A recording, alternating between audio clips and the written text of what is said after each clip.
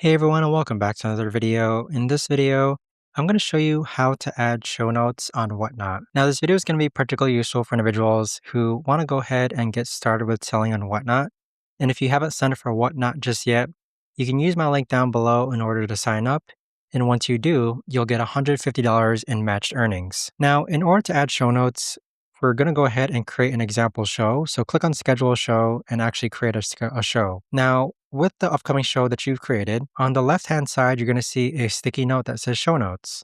So this is where you could actually input your show notes. And what I normally do is that I have my show notes copied and pasted from a notepad that I already have on my phone. So if I go into my phone and let's actually go ahead and search for our usual show notes. This is the usual show note that I tend to use. So I'll just copy this and then paste it into my show notes. But there you have it, guys. That right there is the best and easiest way that I know of to actually go ahead and add show notes on Whatnot. If you guys know of a better or easier way to actually do this, let me know in the comments down below.